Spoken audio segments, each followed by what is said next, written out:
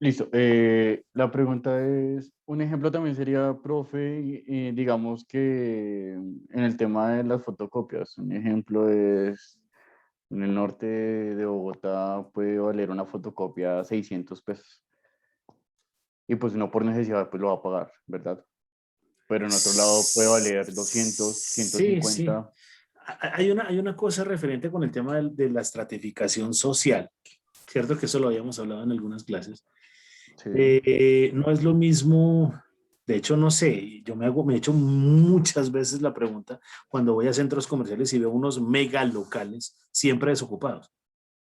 Esos locales, y están los productos y dos vendedores. Am, o deben vender mucho los fines de semana, o deben vender demasiado cuando se está terminando el año para sopesar esos costos totales, ¿cierto? El fijo y el variable, porque un arriendo puede ser fácilmente 18 o 20 millones de pesos. Entonces uno dice, ¿de dónde están sacando para hacer eso? ¿Listo? Entonces ahora, usted va a centros comerciales ahora y ya encuentra un poco de locales en arriendo o los devolvieron porque la situación pues llevó a eso. Pero sí generan unos impactos importantes. Ahora, los, ¿qué será? Los 200 metros cuadrados. Denme el nombre de un centro comercial en el sur, por favor. Centro Mayor. Centro Mayor. Centro Mayor, perfecto. En Centro Mayor, los 200 metros cuadrados no es el mismo valor que los 200 metros cuadrados en Unicentro. Listo por estructura. De hecho, Centro Mayor creo que es el centro comercial más grande de Latinoamérica, ¿cierto?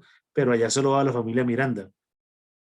Allá van a comer helado, a cine y a mirar, porque la gente no compra estructuralmente para el volumen de área que tiene, pues no compran.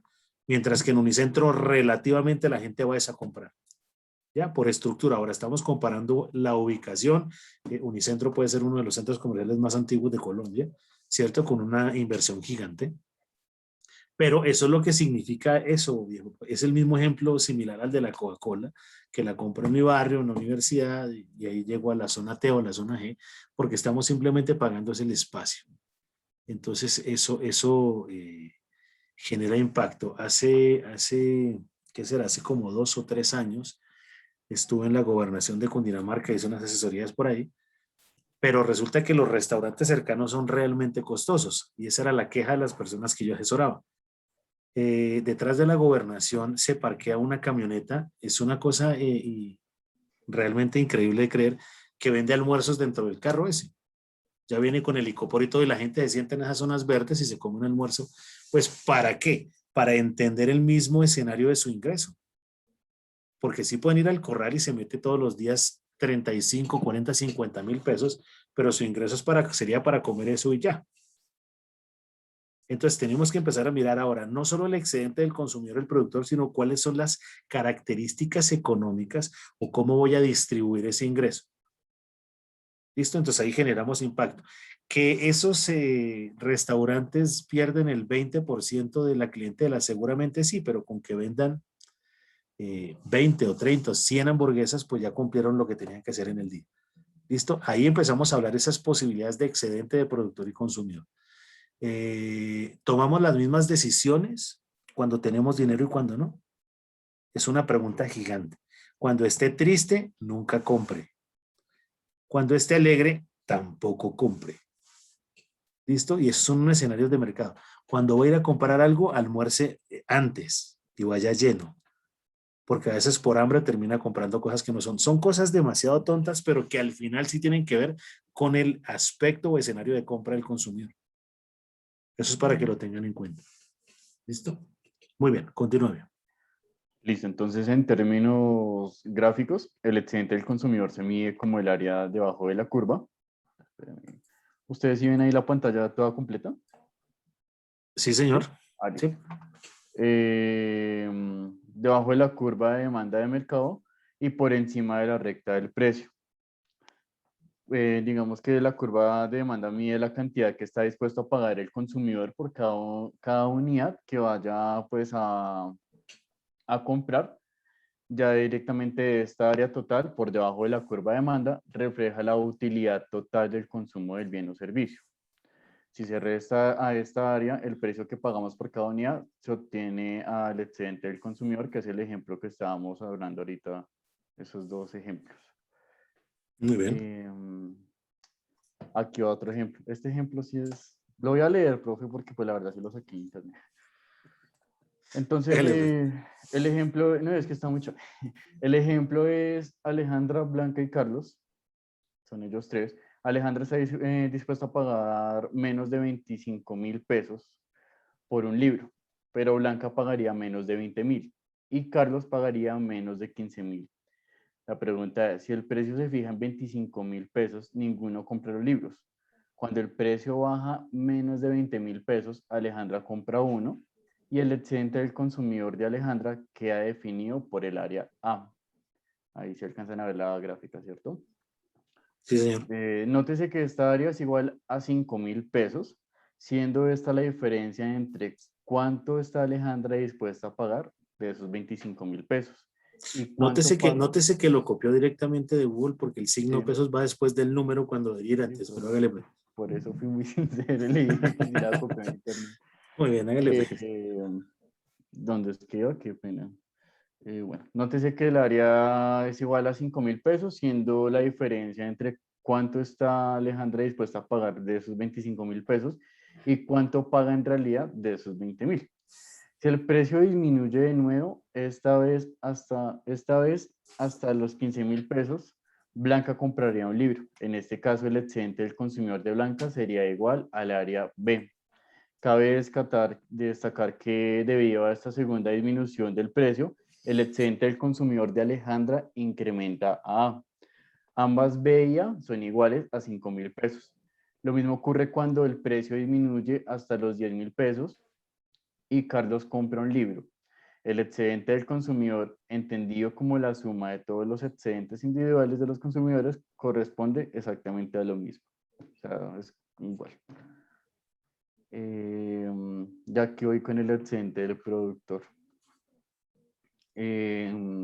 Esto es justo el concepto opuesto, debido a que en este caso... Para un segundo. Cuando ustedes, niños, le piden al papá los 50.000 o 100.000 para el libro, ¿cierto? Y terminan generando un excedente del consumidor sacando fotocopias. Sí, el excedente lo utilizan para la pola con la flaca monitora o lo utilizan para la hamburguesa donde doña Daisy o empezamos a mirar una cantidad de características con ese valor. Esos excedentes tenemos que identificarlos. No es que sean utilidad para la empresa, ¿cierto? De pronto la empresa va a generar una compra y por azar del momento, por factores de producción que hablábamos en sustentaciones anteriores, esto disminuye. Entonces se pueden generar valores importantes, pero reitero, no son utilidad, sino puedo utilizar esa eficiencia del dinero en la compra, lo puedo utilizar para otra cosa, que al final sí me generaría una mayor rentabilidad que se puede convertir en utilidad. ¿Listo? Muy bien. Dale pues. Bueno, entonces en este caso el excedente del productor es el concepto opuesto, debido a que en este caso se examina el mercado desde un punto de vista del productor. El excedente del productor es la diferencia entre el precio que recibe el productor por la venta del bien y su coste de producción, que es lo que el profesor acaba de indicar. Eh, bueno, aquí hay como unas fases, que primero es excedente de productor a corto plazo. En este caso, pues también se puede ver en la función de beneficios. Profe, este beneficios yo lo subrayé, eso no fue internet. De beneficios para, para definir el excedente del productor a corto plazo, como la variación de los beneficios cuando los precios aumentan de cero hasta el valor de mercado. Eso quiere decir, profe, que esto sí quería hacerle esa pregunta, porque digamos que estas fases, porque hay otra fase también, sí me generó duda. Pero la Entonces, pregunta es ¿cuál? pues sí, pues aquí nos informa que prácticamente es el excedente tanto del productor como del consumidor, pero se supone que el consumidor no, el productor es el que aumenta esos valores para el consumidor, ¿no? O los puede disminuir. Sí, sí, pero ojo pues que aquí hay algo importantísimo y es lo que dice el título, a corto plazo. La figura la vamos a manejar con el ejemplo que en algún momento se generó con alguien que se llamaba John Maynard Keynes, ¿cierto? Cuando hablamos del control monetario. Entonces, si yo incremento las tasas de interés, ¿cierto? En el corto plazo, lo que estoy haciendo es que la gente no tenga acceso a los créditos. ¿Por qué? Porque me salen muy costosos. Como la gente no tiene acceso al crédito, tampoco las empresas, pues no hay inversión. ¿Qué estoy haciendo? Pues quitando el dinero del mercado, porque había mucho dinero en el mercado. Entonces, Andrés todos los días compra comida, paga su transporte, compra su gaseosa, Lice hace lo mismo, Laura, Julie. Entonces, ¿qué está haciendo? Cada vez la gente se queda sin dinero, lo que hace que los que tienen los productos, ¿cierto? Tengan o que venderlos más baratos o perder sus productos, tomate, cebolla, tal. Entonces, ¿qué estoy haciendo? Que el precio de los productos baje y estoy generando un control de inflación. ¿Listo? Pero lo hacemos en el corto plazo, porque si lo hago permanentemente voy a dañar la economía. Efecto contrario. Si el Banco de la República le dice a los bancos comerciales, vamos a bajar la tasa de interés, como en este momento que sería ideal, ¿cierto? ¿Por qué? Porque la gente no tiene dinero, las empresas no tienen acceso al crédito, inclusive están esperando que el gobierno mire qué más les va a dar, ¿cierto? Si disminuyo la tasa de interés, repito, en el corto plazo, Banco de la República puede, eso lo hacen mensual, pero corto plazo es menos de un año. Si lo hacemos en el corto plazo, ¿qué le estoy diciendo a las empresas? Hey, reactive su producción, saque préstamos, compre materia prima. Si compra materia prima, puedo vender productos. Y si vendemos los productos, pues puedo generar empleo. O sea, el indicador del desempleo disminuiría. ¿Listo? Y estoy generando esas características.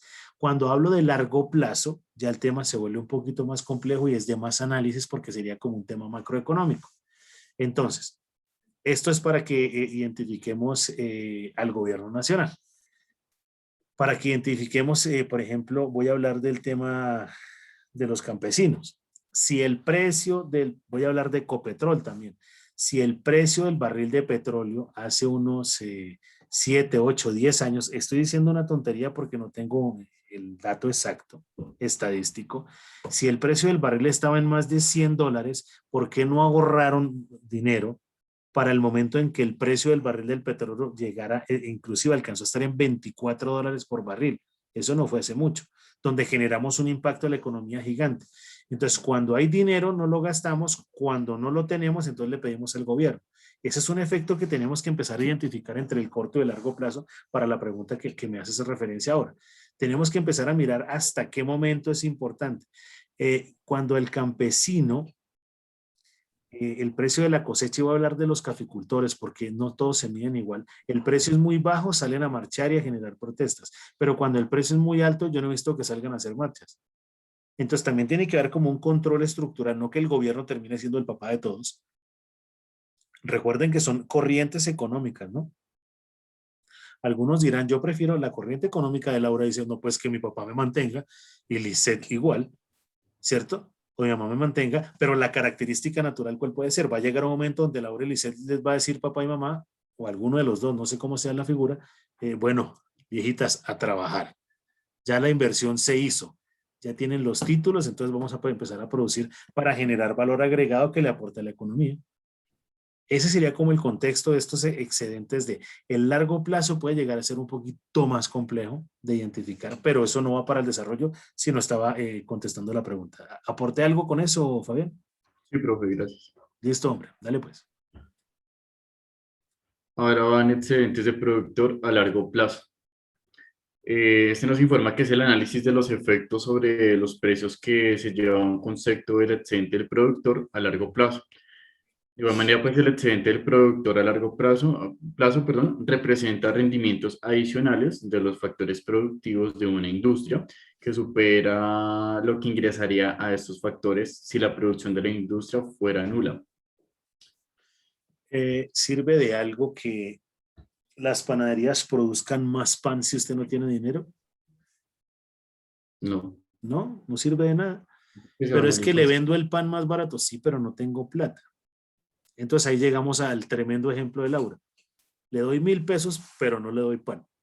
Más o menos sería la idea. Listo, muy bien. Además se daña el pan, profe. Porque Muy si bien, no dale pues. tenemos claro. Ok, dale pues. Aquí va el mismo ejemplo. Ah, no. Sí, del libro. Espere, cuadro esto acá. Listo. Entonces aquí nos informa, bueno, sigamos el ejemplo anterior del mercado de los libros. Ahora desde el punto de vista de tres productores, en este caso es David, Eduardo y Fabiola. La curva de oferta corresponde a la unión de los costes de producción de cada productor, siendo 2.000 pesos para David, 4.000 para Eduardo y 8.000 para Fabiola. Si el precio es inferior a 2.000 pesos, nadie ofertará ningún libro, debido a que incurrirán en pérdidas si lo hacen. Cuando el precio aumenta a 4.000 pesos, David vende un libro debido a que es capaz de generar un beneficio. Este beneficio corresponde al área de su excedente como productor. Si el precio aumenta hasta los 8.000 pesos, Eduardo también venderá un libro, consiguiendo un excedente del productor igual a él. En este caso, el excedente del productor de David se incrementa a 4.000 pesos, que está pues, en el área de. Lo mismo ocurre cuando el precio es mayor a 8.000 pesos, como por ejemplo los 10.000 pesos, que es el excedente del productor entendido, con la suma de todos los excedentes como productores individuales, que corresponde igual como al ejemplo anterior, pero es la viceversa. Y aquí pues está la gráfica. En este caso es como ganancia, ¿no, profe? Como la Mm. ganancia que puede generar cada. Pero entonces yo le hago una pregunta aquí para que lo entendamos y la respuesta generemos entre todos. ¿Por qué voy a comprar un libro de 8.000 si lo puedo comprar de 2.000? Calidad. Y, y eso lo hacemos siempre. ¿Por qué voy a comprar uno? Usted me habló de David, Eduardo y Fabiola, ¿cierto? Sí. ¿Para qué compro el de 8.000 si puedo comprar uno de 2.000? Calidad, ¿no? Excelente, una respuesta puede ser esa. Lo otro es el marketing que puede llegar a generar, que era el ejemplo que colocamos de la inmobiliaria de Andrés. Resulta que el Liceo Alejandro les dio la locura de montar una inmobiliaria, ¿sí? Inmobiliaria La Flaca se va a llamar, ¿sí? Y sacamos, no sé, el apartamento de la tía, la hermana, y salimos al mercado. Pues claramente le van a creer más a la empresa de Andrés que a la de Liceo Alejandro en inicio. Mientras damos un norte, una característica, tenemos que empezar a mostrar las características, no porque lo que vamos a hacer con Liceo no sea de calidad, y la de Andrés sí, porque todos tenemos el derecho de empezar como a crecer y a estructurarnos. O si no, Laura y Licen no tendrían oportunidad jamás en el mercado laboral. Eso no tiene ningún tipo de sentido si no vamos a empezar a mostrar habilidades, competencias, estructuras. ¿Sí? Algo que es atípico es hablar de un personaje que se llama Cristiano Ronaldo y otro que se llama Lionel Messi.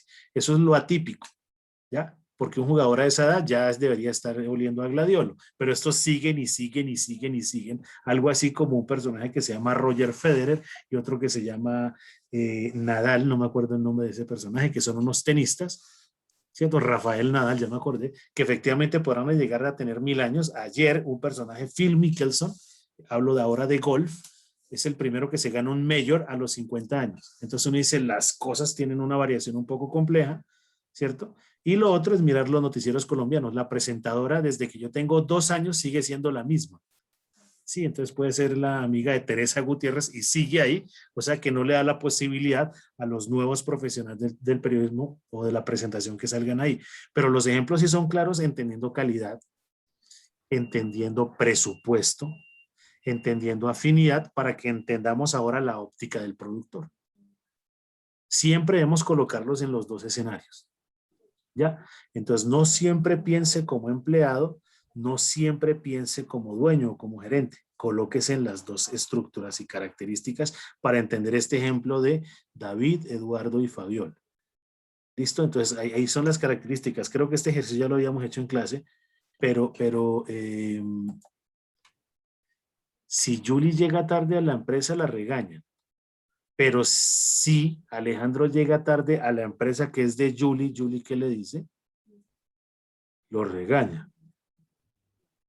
¿Cierto? Entonces ahí vienen unas características que tenemos que empezar a hilar y entender todo el escenario de lo que significa la economía y el fundamento económico.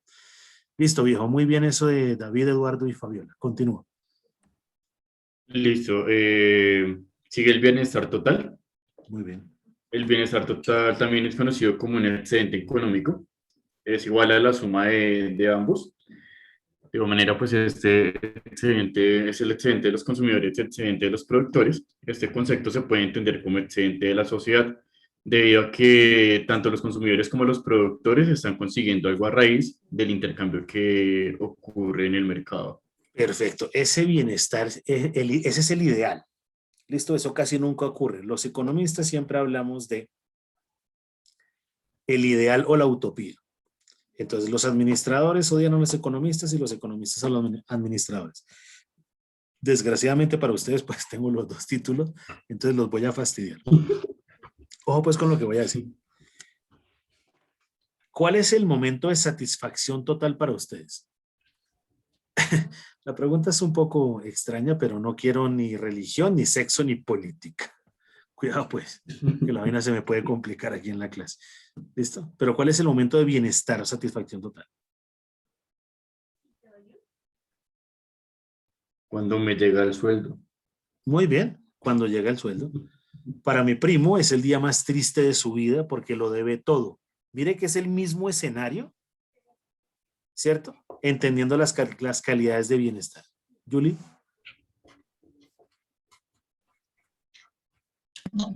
Cuando pago todo y me queda plática. Cuando pago todo y me queda plática. Bueno, muy bien. Laura. Cuando me compran ropa o zapatos, así. Perfecto. ¿Pero lo compran al gusto de tu mamá o lo compran al gusto tuyo? Al gusto mío. Excelente, sí, porque cuando uno es niño, desgracia, y no te estoy diciendo niña, Laura, pero cuando uno es niño le pone, la mamá le pone lo que se le da la gana y uno después ve las fotos y dice, qué desgracia tan infinita, pero bueno, es la idea. Lisette. Cuando llega la hora de dormir. Ya casi, ya queda, ahorita ahí, queda la clase menos aburrida que la del otro profe, ¿vale? Laura, nuestra otra Laura. Cuando como algo que me gusta. Muy bien. Flaco, Fabi. Profe, ya lo dije. Cuando me llega el sueldo. Ok, entonces Andrés. Cuando pago alguna deuda. Tiene satisfacción. Bueno, ojo pues que hay que empezar a entenderlo, ¿cierto? Empezar a estructurarlo, pero ojo pues, el bienestar es una palabra gigante a nivel económico. El bienestar no es solo que yo esté bien. Si mi cercano no está bien, a mí no me genera bienestar. Y es una premisa económica. Repito, porque si mi vecino se queda sin empleo o mi compañero se queda sin empleo, la probabilidad que yo me quede sin empleo es más alta. ¿Listo? ¿Por qué? Por la capacidad de compra. Si yo pierdo la capacidad de compra, la pierden los míos y los que dependen de mí. Adicional a eso, las empresas dejan de vender esos productos. Estoy hilando muy fino para que entendamos todo el ciclo económico. Si la empresa deja de vender los productos, pierde rentabilidad. Al perder rentabilidad, lo que hace es despedir más personas para que su rentabilidad sea la misma. Entonces, el ciclo económico dice, si yo pierdo mi empleo, la posibilidad de que otros lo pierdan es más alta. Pero si otros tienen empleo, la posibilidad de crecimiento y desarrollo de la economía es más alta, lo que significa que me debo preparar para hacerme un mercado objetivo a nivel laboral. ¿Claro lo que acabo de decir? Sí, señor. Sí, profe. Entonces, ¿qué toca hacer? Prepararnos más, caracterizarnos más y pues que nos vaya bien en esto. Creo que con esta termina, ¿cierto, Flaco? Sí, profe. Muy bien. ¿Cuántos faltan por hacer esta sustentación? O ya terminamos. Ya terminamos. Bueno, muy bien. Y esta vaina que pasó aquí. Espero que ya no los veo. Ya los veo. Entonces, para mañana vamos a identificar lo de los artículos y van a investigar qué son indicadores y qué son indicadores de gestión. ¿Listo? Ojalá traigan un ejemplo. Indicadores es una división. Ya. Numerador, denominador y suma un porcentaje. Es más, pongámosla más fácil. Me investigan un indicador cualitativo y uno cuantitativo. El cualitativo es un poquito más complejo, pero ahí lo investigo. Y me traen un ejemplo.